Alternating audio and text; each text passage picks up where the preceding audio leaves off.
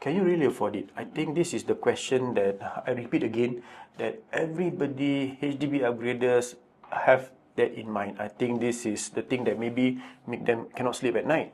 Yeah. The aspiration is there, but can I? You know, this question, these voices keep ringing in your head.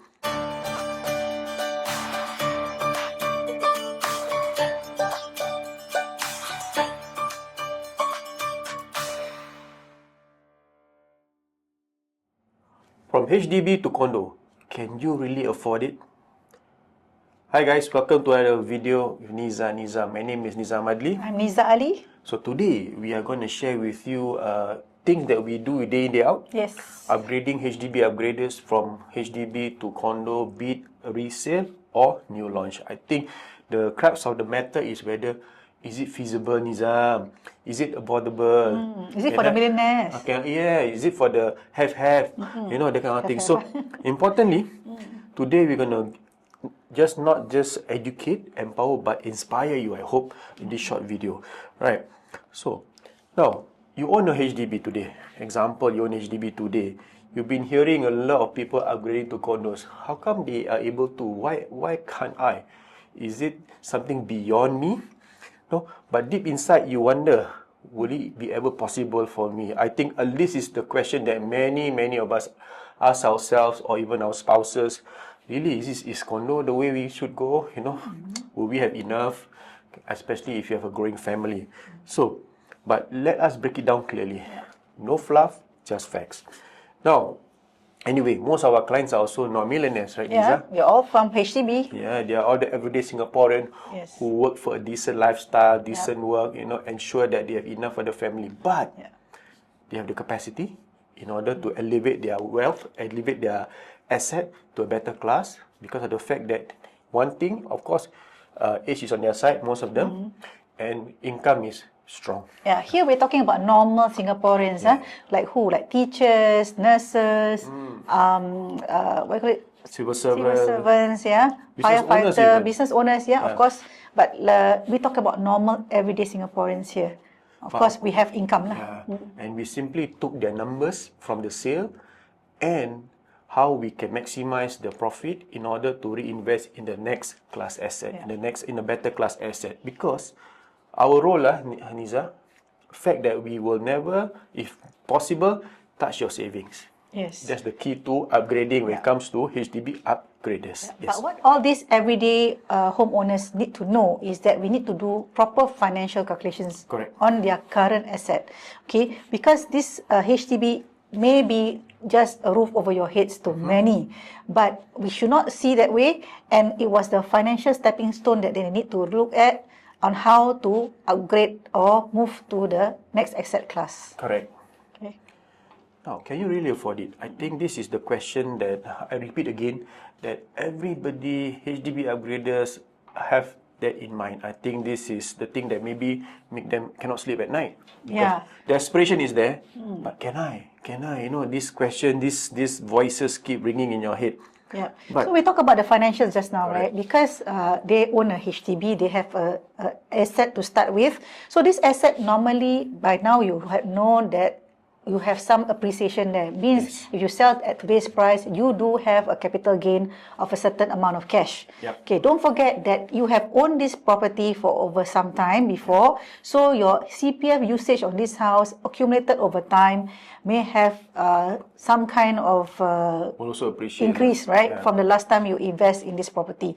So from that CPF gain, at the same time also from the capital gain, your sale proceed or profit from selling the house, this together add up will become your next ball of capital that you can inject into the next property lah. In this case, condo. But Niza, it's just not about cash. I think it's also about whether your monthly income can support. That's definitely the key thing as The well. loan.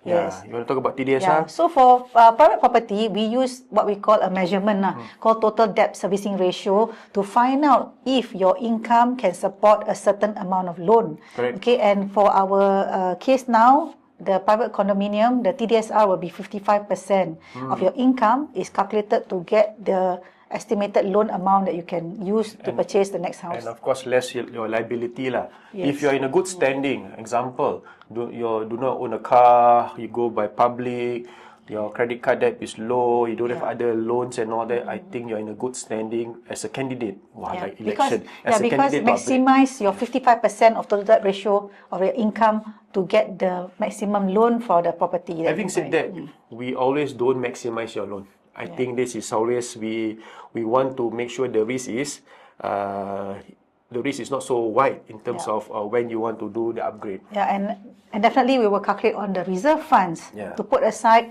when you have this property that you can sustain over some time during challenging times as well. Right. Okay, just throw back a bit. Just example ourselves, I think 10, 15 years ago, we have aspiration to buy a private property. But the thought was, save money. We were trying to save as much money as possible, and then putting a lot of CPF in our HDB at that point of time in order to build that so-called capital. It was a misdemeanor. It's something that we didn't really look into. But having said that, when we did have so-called enough, based on our perception, price keep running.